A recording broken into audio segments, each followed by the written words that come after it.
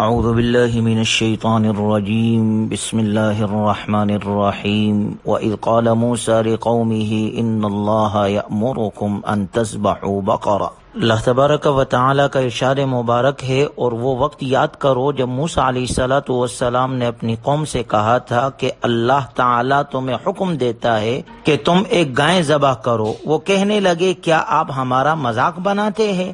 قال اعوذ باللہ ان اکون من الجاہلین۔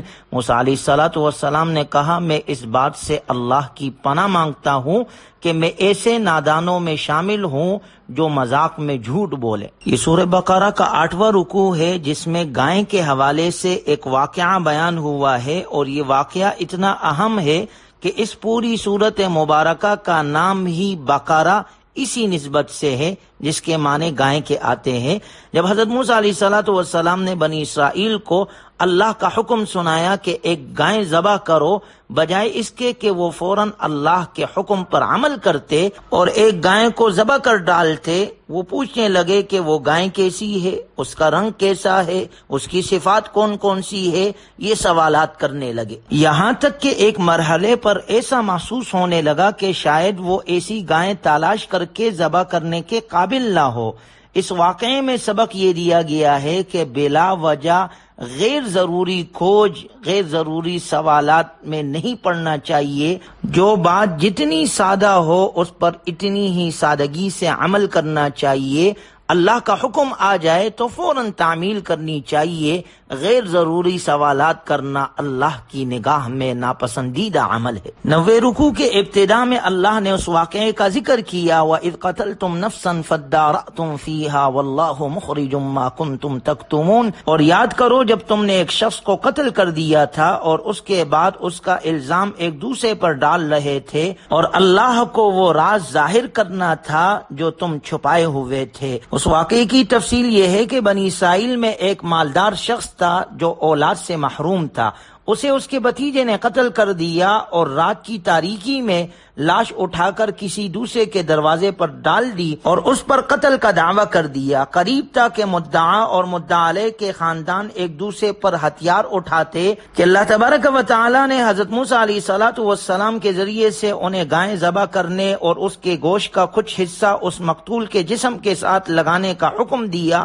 ایسا کرنے سے مقتول زندہ ہو کر اٹھ بیٹھا اور اس نے اپنے قاتل کی نشاندہی کر دی۔ اتفاق سے انہی دنوں بنی اسرائیل کا ایک گروہ مرنے کے بعد کی زندگی کا انکار بھی کر رہا تھا۔ مقتول کے زندہ ہونے سے نہ صرف یہ کہ قاتل کی نشاندہی ہو گئی، بلکہ بعث بعد الموت پر ایک حجت بھی قائم ہو گئی۔ اس کے علاوہ بنی اسرائیل کا مصر میں زیادہ طویل عرصہ رہنے کی وجہ سے ان کے دل میں گائے کی جو عقیدت اور محبت رچ بس گئی تھی، گائے ذبح کرنے کا حکم دے کر اس کی تردید اور توہین بھی کر دی گئی۔ اللہ تعالیٰ کے اس حکم گائے کو ذبح کرنے کی 3 حکمتیں تھی۔ نمبر 1، قاتل کی نشاندہی ہو گئی۔ نمبر 2، عقیدہ بعث بعد الموت پر حجت کہ مرنے کے بعد دوبارہ زندہ ہونا ہے۔ اور نمبر 3، گائے کی محبت اور عقیدت کی تردید۔ چاہیے تو یہ تھا کہ ان عبرت آموز واقعات کے بعد بنی اسرائیل کے دل نرم ہو جاتے، لیکن اگلی آیت میں اللہ کا ارشاد ہے، ثم قست قلوبکم من بعد ذلك فهي كالحجارة او اشد قسوة۔ اس کے بعد تمہارے دل پھر سخت ہو گئے، یہاں تک کہ وہ ایسے ہو گئے جیسے پتھر، بلکہ سختی میں کچھ اس سے بھی زیادہ، کیونکہ پتھروں میں سے کچھ ایسے بھی ہے جن سے جاری ہوتی ہے نہریں، اور ان میں سے ایسے بھی ہے جو پھٹ جاتے ہیں اور نکلتا ہے ان سے پانی، اور ان میں سے ایسے بھی ہے جو گر پڑتے ہیں اللہ کے ڈر سے۔ وَمَا اللَّهُ بِغَافِلٍ عَمَّا تَعْمَلُونَ، اور اللہ بے خبر نہیں تمہارے کاموں سے۔ اس آیت مبارکہ میں اللہ تعالیٰ کا ارشاد ہے کہ ان کے دل پتھروں جیسے ہو گئے، بلکہ پتھروں سے بھی سخت، کیونکہ پتھر 3 قسم کے ہوتے ہیں۔ ایک قسم کے پتھر ایسے ہوتے ہیں جن سے چشمے پھوٹتے ہیں اور ان سے دور دراز کے لوگ سیراب ہوتے ہیں۔ دوسرے قسم کے پتھر وہ ہے جن سے تھوڑا سا پانی نکلتا ہے اور قرب و جوار کے باشندے اس سے مستفید ہو جاتے ہیں۔ اور تیسرے قسم کے پتھر وہ ہے جو خوف خدا سے لرز کر نیچے گر پڑتے ہیں۔ اس تشبیہ نے یہود کے سامنے ان کے دل کی سختی اور بے عملی کو بالکل واضح کر کے رکھ دیا۔ وہ خوب جانتے تھے کہ ہمارا شمار ان تینوں قسموں میں سے کسی میں بھی نہیں ہوتا، نہ مخلوق خدا کو کو ہم سے کوئی فائدہ پہنچتا ہے اور نہ ہی ہماری ذاتی زندگی میں تورات کے احکام اور ہدایات کی کوئی جھلک دکھائی دیتی ہے۔ بنی اسرائیل وہ منظر دیکھ چکے تھے جب ایک پتھر سے 12 چشمے پھوٹ نکلے تھے اور دوسرا پتھر تجلی الہی سے ریزہ ریزہ ہو گیا تھا، اس لیے یہ تشبیہ وہ فوراً سمجھ گئے، چونکہ ان کی دل کی سختی کی وجہ سے ان پر کوئی نصیحت، کوئی تشبیہ اور کوئی آیت ان پر اثر نہیں کرتی تھی، اس لیے اخیر میں وعید کے انداز میں کہہ دیا گیا وَمَا اللَّهُ بِغَافِلٍ عَمَّا تَعْمَلُونَ، اللہ تعالیٰ تمہارے کرتوتوں سے بے خبر نہیں۔ وگرنہ غور کیا جائے تو دنیا میں اللہ نے کوئی بھی چیز بے فائدہ نہیں پیدا کی، ہر چیز میں کوئی نہ کوئی فائدہ اور حکمت ہے، یہاں تک کہ جمادات کا وجود بھی حکمت اور فائدے سے خالی نہیں، بلکہ صاحب علم کا اصل مقام تو یہ ہے کہ اس کا فیضان علم دور دور تک پہنچے، وگرنہ قرب و جوار والے تو ضرور ہی اس سے مستفیض ہو۔ تیسرا اور آخری درجہ یہ ہے کہ کم از کم وہ خود تو اس پر عمل کرے۔ اگلی آیت میں بنی اسرائیل کے عوام کے بارے میں آگاہ کیا گیا ہے کہ وہ شریعت کا علم رکھتے ہی نہیں، اپنی خواہشات کی پیروی کو شریعت پر ترجیح دیتے ہیں، اور ان کے علماء سو جانتے ہوئے شریعت کے خلاف فتویٰ دے کر دنیا کماتے تھے۔ لہذا تباہی ہے ان لوگوں کی جو اپنے ہاتھوں سے کتاب لکھتے ہیں پھر لوگوں سے کہتے ہیں کہ یہ اللہ کی طرف سے ہے۔ فَوَيْلٌ لَّهُم مِّمَّا كَتَبَتْ أَيْدِيهِمْ وَوَيْلٌ لَّهُم مِّمَّا يَكْسِبُونَ، پس تباہی ہے ان لوگوں پر اس تحریر کی وجہ سے بھی جو ان کے ہاتھوں نے لکھی، اور تباہی ہے ان پر اس آمدنی کی وجہ سے بھی جو وہ کماتے ہیں۔ اس کے بعد 10ویں رکوع میں اللہ تعالیٰ نے 10 ہدایات ذکر کی ہے۔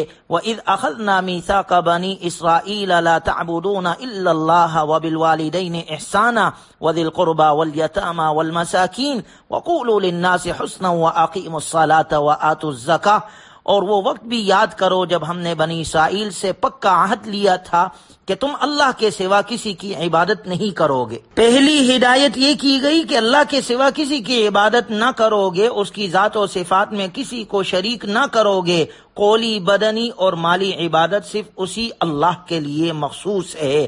دوسرے نمبر پر والدین کے ساتھ حسن سلوک سے پیش آؤ، ان سے محبت کرو، جائز باتوں میں ان کی اطاعت کرو، ان سے ادب اور احترام کا معاملہ کرو۔ تیسرا حکم قرابت داروں کے ساتھ اچھا سلوک کرو، صلہ رحمی سے خاندانی تعلقات میں ہی نہیں بلکہ پورے معاشرے میں حسن پیدا ہوتا ہے۔ چوتھے نمبر پر یتیموں پر احسان کرو۔ 5ویں نمبر پر مساکین کے ساتھ نیکی کرو۔ 6 نمبر پر اچھا کلام، بات چیت میں، دعوت تبلیغ میں اچھی گفتگو اختیار کرو، چاہے مخاطب نیک ہو یا بد ہو، دوست ہو یا دشمن ہو۔ 7ویں نمبر پر نماز قائم کرو جس میں حب جا کا علاج ہے۔ 8ویں نمبر پر زکوٰۃ ادا کرو جس میں حب مال کا علاج ہے۔ 9ویں اور 10ویں نمبر پر حکم دیا گیا کہ اے بنی اسرائیل، تمہیں 2 حکم اور بھی دیے گئے تھے، ایک یہ کہ آپس میں ایک دوسری کی گردنیں مت کاٹنا، اور دوسرا یہ کہ اپنے لوگوں کو وطن سے بے وطن اور گھر سے بے گھر مت کرنا۔ مدینہ منورہ میں یہود کے 2 بڑے قبیلے آباد تھے، نمبر 1 بنو قریظہ، نمبر 2 بنو نذیر۔